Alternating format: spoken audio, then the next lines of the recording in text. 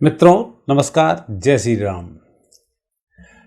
आप सबको तो विदित ही है कि भगवान श्री राम पधार चुके हैं और अयोध्या में स्थापना भी हो चुकी है। आने वाला समय अब भारत के लिए कैसा होगा, क्योंकि जब जब सृष्टि में कुछ कुछ परिवर्तन होते हैं, विशेषकर भगवान विष्णु, भगवान शिव और माता भगवती, इनके संदर्भ में तो पूरी दुनिया में एक परिवर्तन आता है और उस परिवर्तन से ही सारी चीज़ें जिस दिन होता है उस दिन से डिसाइड हो जाती है कि आने वाला समय कैसा है। सतयुग आ रहा है, कलयुग आ रहा है, द्वापर आ रहा है, त्रेता आ रहा है, ये सब भगवान का पहले आगमन होता है। उसके बाद भगवान वैसी लीलाएं करते हैं और लीलाओं के हिसाब से ही फिर अगला पूरा युग आ जाता है। जैसे भगवान राम के आगमन को ले लें, उनके बाद मर्यादाओं की स्थापना हुई। हर व्यक्ति, पहले तो उनके पिताजी की खुद ही 4 पत्नियाँ थीं, तो जैसे ही भगवान राम आए तो भगवान राम ने उस व्यवस्था को दिया। फिर एक पत्नी व्रतावो हुए तो फिर एक प्रचलन हुआ कि हाँ साहब, एक जीवन साथी रहेगा, बाकी सब मर्यादाएं हैं, पिता की बात मानेंगे, दादाओं की बात मानेंगे, सबकी बात मानेंगे और परिवार को हम लेके चलेंगे। इस तरह से पूरा उनका जीवन एक मर्यादित रहा, जो हम सबके लिए एक आदर्श आज भी हैं। वो मर्यादा पुरुषोत्तम इसलिए भी कहे जाते हैं। कहीं भी विकट परिस्थिति में भी उन्होंने अपनी मर्यादाओं का उल्लंघन नहीं किया।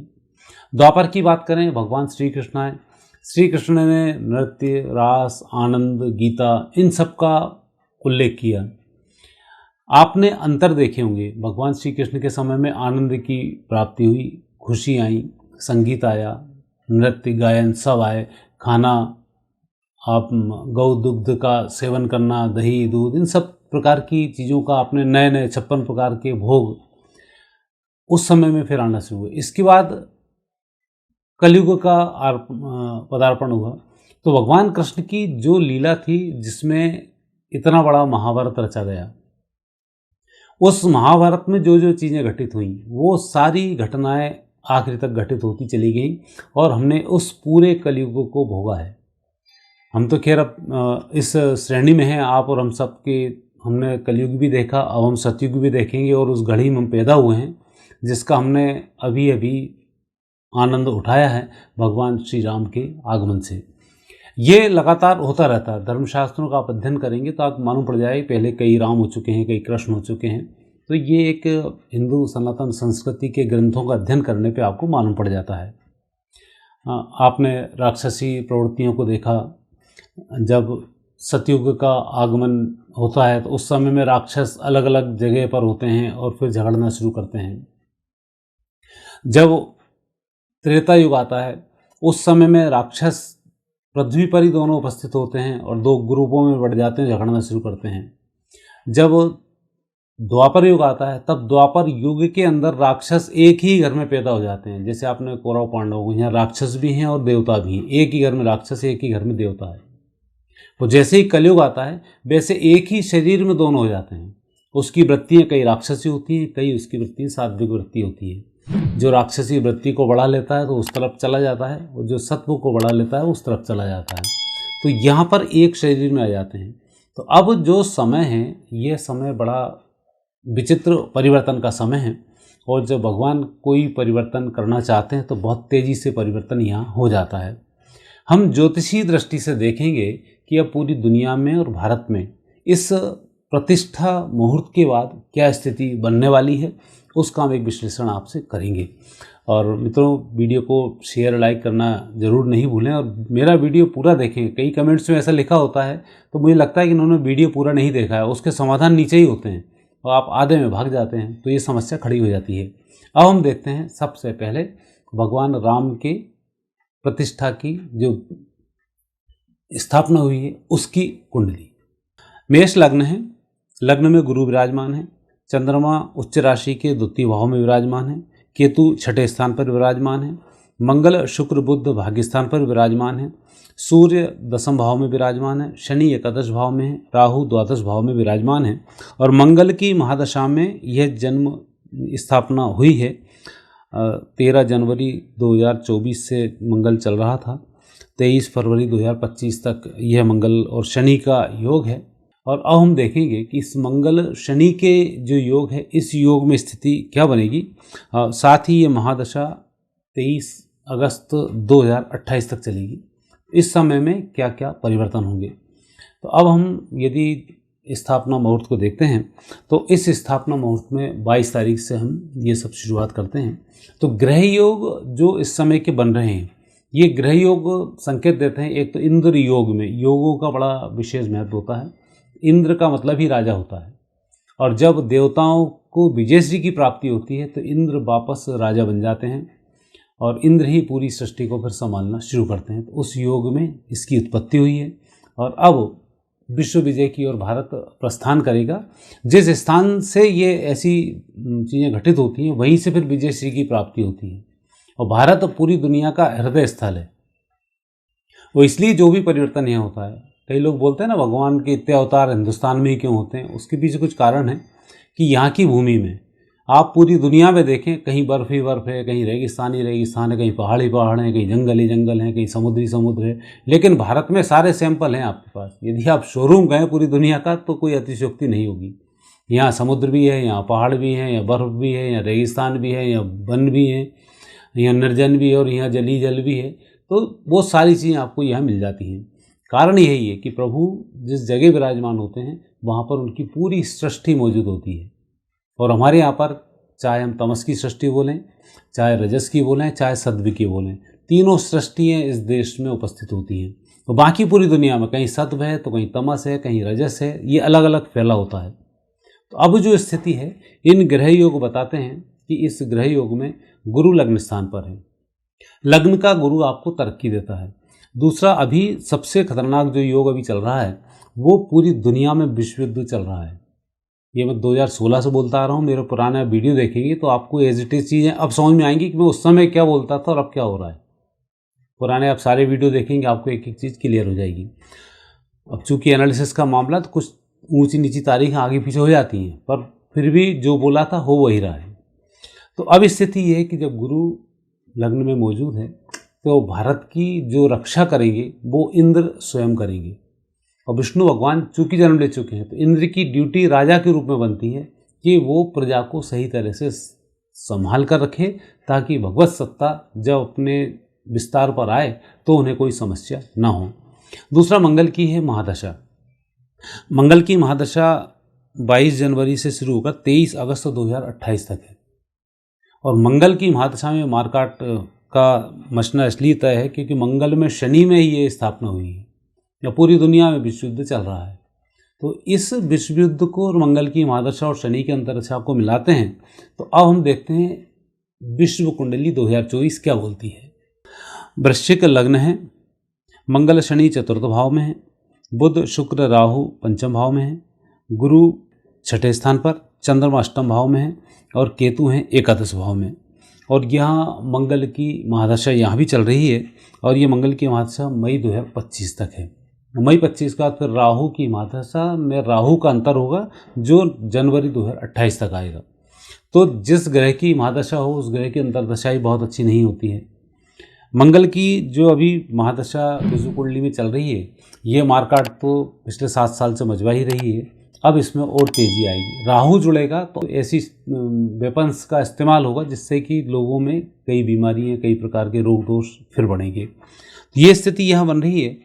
मंगल और शनि चतुर्थ भाव में है, छठे स्थान पर सूर्य हैं, और जो द्वादश भाव है इस स्थान के स्वामी है शुक्र। इस शुक्र की स्थिति छठे स्थान पर है जो अपने ही घर को देख रहे हैं। तो यहाँ जब सूर्य एक योद्धा के रूप में हो, सूर्य उच्च राशि में बैठा हो, शुक्र कहीं मिल जाए और विध्वंसात्मक स्थिति बन जाए, तो ऐसे समय में स्थिति बहुत खराब हो जाती है और लगातार लड़ाई झगड़े, वाद विवाद, ज़मीनों पर कब्जे, ये सब चीज़ें होने लग जाती हैं। सामान्य कुंडली होती तो उस व्यक्ति की मानसिकता हो जाती, वो किसी दूसरे की ज़मीन को हड़प लेगा, काका बाबाओं से लड़ाई झगड़े करना शुरू कर देगा, परिवार दूसरे परिवार से लड़ेगा, एक गाँव दूसरे गाँव से लड़ेगा, जातिगत संघर्ष हो जाता है। सामान्य ग्रह योगों में ऐसा होता है। और विश्व कुंडली पे देखते हैं तो ये पूरा असर विश्व पर आता है, तो यहाँ ये नेगेटिव स्थिति बनती है। अब इस स्थिति में हम भारत को देखते हैं कि हम इस दुनिया में कहाँ अपने आप को पाएंगे।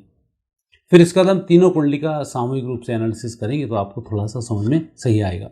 भारत की कुंडली में जो सूर्योदय है, कर्क लग्न का सूर्योदय है। सूर्य, शुक्र, शनि, चंद्र, बुध लग्न स्थान पर हैं।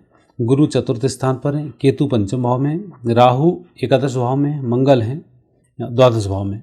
और यहाँ भी मंगल की महादशा 14 सितंबर 2020 से 14 सितंबर 2027 तक।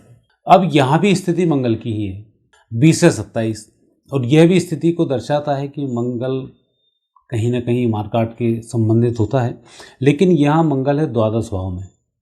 तो ऐसे समय में बाहर की जो परिस्थितियाँ बन रही हैं उसका असर अपने देश पर भी होता है।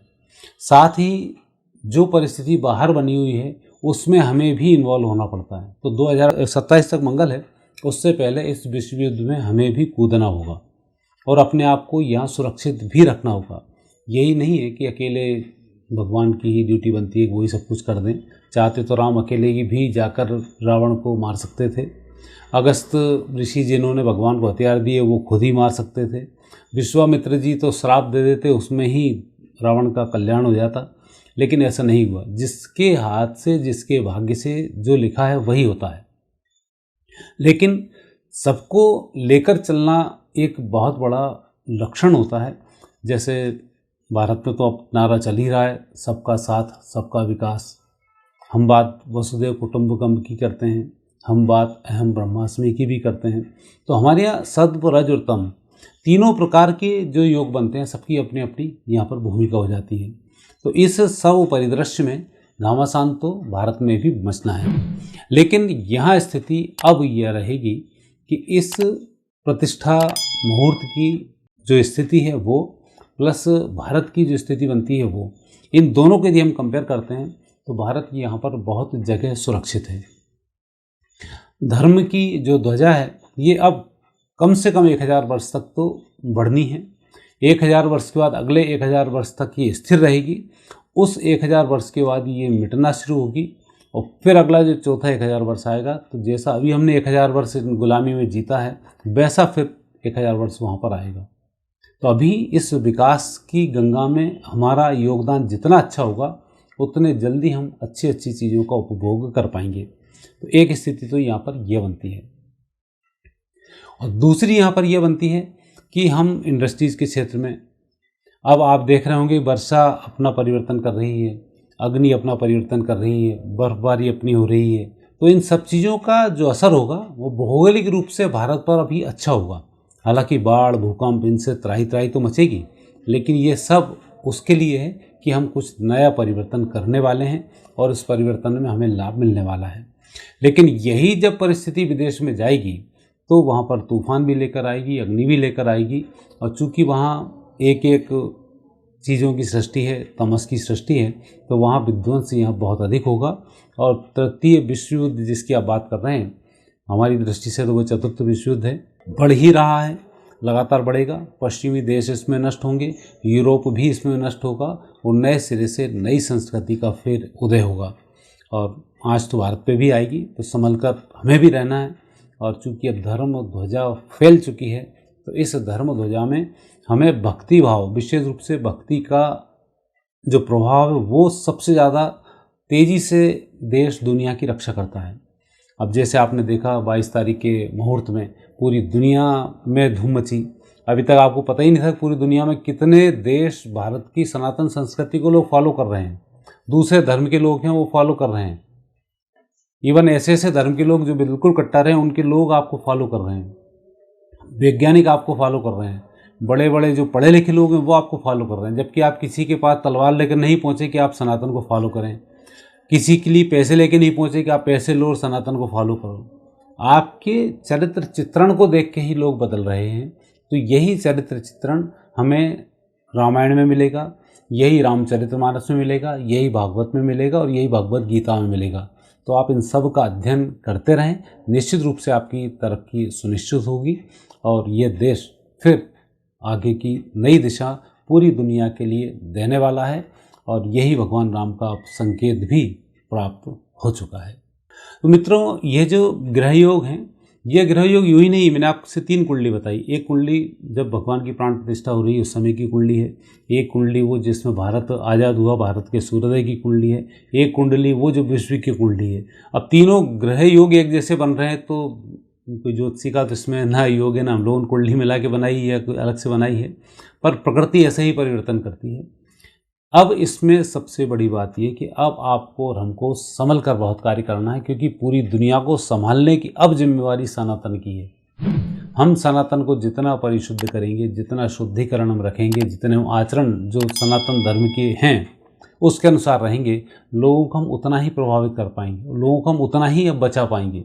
अन्यथा अब दुनिया बचने वाली स्थिति में नहीं है, ये अब पक्का मान के चलें। आने वाले समय में विध्वंस होगा। हमारे धर्म ग्रंथ भी बोलते हैं कल की अवतार भी आने वाले हैं, तो ये सारी चीज़ें अब होने वाली हैं। तो मित्रों, इन सब बातों का आप ध्यान रखें। यदि प्रोग्राम पसंद आता है तो शेयर करें, लाइक करें, कमेंट्स करना नहीं भूलें। आगे आप क्या जानना चाहते हैं इसकी भी जानकारी आप हमें कमेंट्स बॉक्स में दे सकते हैं। और फिर आपसे नए विषय के साथ भेंट होगी। आज्ञा दीजिए। जय श्री राम। नमस्कार।